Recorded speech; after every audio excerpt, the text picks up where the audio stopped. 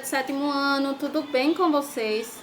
Eu espero que sim. Sejam bem-vindos à nossa aula de ciências. Hoje nós vamos trabalhar os invertebrados. Mas, professora, nós já falamos dos invertebrados. Sim, vamos ter uma vamos especificá-los, certo? Vamos começar com a parte 1, que é o quinto capítulo do nosso livro, tá? Tem aí. O nome invertebrados não se aplica a um dos filhos, mas a um conjunto deles, né? É vasto. Todos os filhos de animais que não possuem esqueleto ósseo ou cartilaginoso são invertebrados. Os mais simples são poríferos, cnidários, plateumitos, nematóides, moluscos e anelídeos. Destes, alguns são exclusivamente aquáticos, vivem isolados ou formando colônias. Outros são terrestres e alguns vivem dentro de outros seres vivos, como os parasitas. Embora os invertebrados não sejam animais tão conhecidos como os vertebrados, aparecem na natureza em número muito maior e com muito mais variedade. Também são os mais antigos. Vamos lá para os poríferos. Quem são os poríferos? Do grego poros é passagem e orifício é do latim ferre, levar, ser, portador. São animais necessariamente aquáticos, popularmente chamado de esponjas. Podem viver na água doce, mas a maioria está do mar, fixando sobre as pedras ou rochas ou conchas de outros animais. Possui tamanho variado, desde alguns milímetros até mais de 20 centímetros. Sua cor é diversificada bastante. Tem vermelho, verde, laranja, roxo, marrom, amarelo, azul. E no caso, as esponjas do mar, que vocês já viram, né? Já ouviram falar das esponjas do mar. Elas não têm uma única cor, são várias cores, elas são animais, tá, gente? Não são plantas. Muitas das vezes a gente já confundiu as esponjas do mar com plantas, mas não, elas são animais. As esponjas têm uma organização mais simples, embora sejam pluricelulares. Sua organização vai pouco além de um protozoário. As células de uma esponja praticamente podem viver umas independentemente das outras, e são elas as responsáveis pela nutrição e por outras funções, que já não existem órgãos, né? As esponjas do mar não têm órgãos, então as células são separadas, pode viver cada uma por si, e cada uma come o que aparece, cada uma vive sozinha, podemos se dizer assim, mais ou menos, tá? Então, uma esponja não tem grande variedade de células, basicamente há dois tipos. As que têm flagelos, denominadas coanócitas, e as que lembram amebas, denominadas amebócitos. Os amebócitos ficam em uma espécie de uma massa gelatinosa. Esses dois tipos de células se encontram no corpo, que muitas vezes se assemelha a uma bolsa de veludo encharcada de água. É por isso que é chamada de esponja.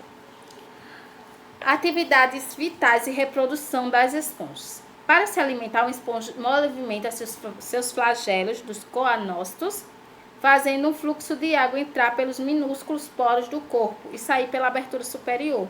Denomina ósculos. Cada nome complicado, né, gente? Mas a gente vai juntos melhorando.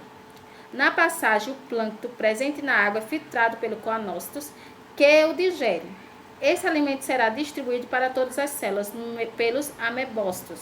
Como não existe cavidade digestiva, a digestão é intracelular.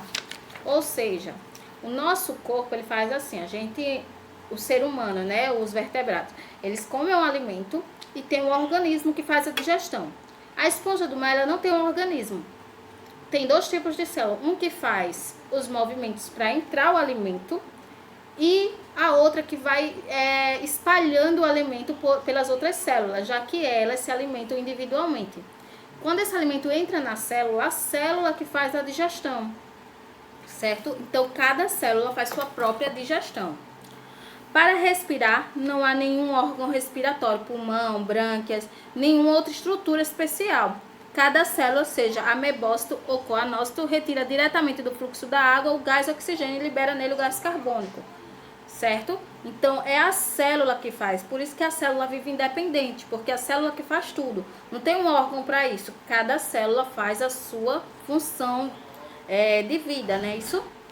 A circulação também não é feita em vasos e coração. A substância passa de uma célula para outra, de onde está sobrando para onde está faltando. Vamos fazer uma experiência com isso. O nosso corpo, ele tem água, certo? E nós fazemos quando a gente está com frio, a gente retira o calor do ambiente para o nosso corpo, né? Isso para aquecer o nosso corpo. Quando a gente está com calor, a gente soa para tirar o calor do nosso corpo e transferir para o ambiente, fazendo essa troca. Se a gente pôr as mãos, lembrando que o nosso corpo é 90% água, 70% água, né? Dependendo da idade. Então, quando nós colocamos o nosso corpo numa bacia de água, as nossas mãos têm menos água do que uma bacia de água. E em um determinado tempo, nós ficamos enrugados. Por que isso acontece? Porque a água existente do nosso corpo está em quantidade menor. Então, ela passa para a água que está na bacia em quantidade maior. Ela vai retirando do ambiente, fazendo essa troca. Então, é isso que acontece com as células das esponjas, tá?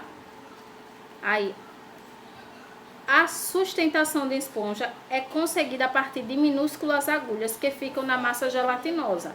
Lembra? São a gelatina que tem amebócitos. Além das agulhas em algumas esponjas, se pode encontrar uma rede de proteína. Ela dá maciez e grande capacidade de absorção. Por isso, tais esponjas podem ser usadas para o banho. Não existe sistema nervoso nem órgãos do sistema nos poríferos. As poucas reações que tem são apenas locais, de algumas poucas células. As esponjas se reproduzem assexuadamente por brotamento. Vamos lá, o que é isso? Elas não precisam do macho e da fêmea para se reproduzir, certo? Elas não precisam da sexualidade para se reproduzir, elas se reproduzem. Cria um broto, nasce um pedacinho, lá vão crescendo, né?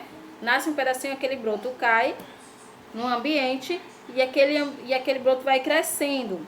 Vocês podem olhar aí a página 84. Aquele broto também vai se desenvolvendo e daí passa da esponja macho para a esponja fêmea o espermatozoide, o sistema reprodutor masculino, e aí vai crescendo novas esponjas até virar um coral. Aí vamos lá. Além disso, dessa reprodução sexuada, a esponja ela tem a regeneração das esponjas, elas se regeneram. Basta que algumas células da esponja se separem das demais por causa de um acidente, como um corte feito pelas pinças de um caranguejo, para que elas regenerem uma nova esponja. Certos animais, como os camarões, vivem na cavidade de circulação de água de algumas esponjas, onde encontram proteção. Elas se alimentam de partículas trazidas pela água. Vamos lá. Agora, os cnidários. São filhos dos cnidários, há um pouco mais desenvolvidos, então.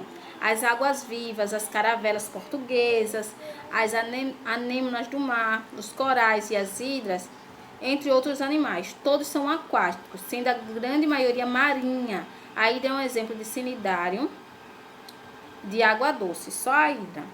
Se você costuma ir à praia, por certo deve ter visto animais um tanto extintos, esquisitos, por serem formados quase só de água. São as águas-vivas, também conhecidas por medusas. Como um formato que lembra um guarda-chuva, os cnidários que têm formato semelhante a um tubo, geralmente fixo na base. Como as anêmonas do mar são denominadas pólipos, ao redor da boca de pólipos, as medusas existem tentáculos característicos dos filhos. Então vamos lá. Os filhos geralmente são como um polvo, na questão vertebrados, né? Eles têm tentáculos. As águas-vivas ou medusas, dependendo do lugar, ela tem tentáculos, certo? Elas são basicamente feitas de água. E nesses tentáculos ela possui eletricidade que queima os outros animais para se defender, se alimentar, uma forma de proteção que elas têm. Todos os canidários são capazes de disparar por meio de filimentos grande quantidade de uma substância urticante, que pode paralisar, queimar ou matar. conforme a vítima atingida. As pessoas que frequentam as praias podem se queimar, enquanto pequeno peixe ou um camarãozinho pode morrer pela ação intoxicante da substância. Quem já foi ao mar deve saber, quando queima, eita, queimou, ficou vermelho, a pessoa manda botar vinagre. Calma, não precisa fazer isso. Vamos tomar os cuidados necessários, né? Então, isso é uma substância que elas têm, que produzem essa, tipo uma queimadura, um choque, dependendo do animal que a receba, né? As células que disparam a substância urticante são denominadas cinidócitos, uma exclusividade desse grupo, daí o nome cinidário. Em muitos livros desses animais são chamados de selenterados, do grego coilos, cavidade, oco, e intestino. Tem aí na página 86 uma formação deles, né? Filamento enrolado, filamento com substância urticante, que é para fora. Em repouso, núcleo em ação. Aí tem aí um esquema de como seria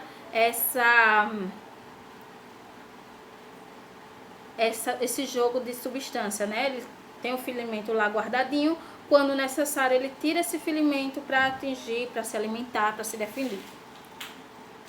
Quando o cinidócito é estimulado pelo contato com outro ser, por exemplo, um filamento interno que contém a substância urticante, se desenrola e atinge. Vamos lá, atividades vitais e reprodução de cinidários. Tem aí, os cinidários localizam-se principalmente nos tentáculos.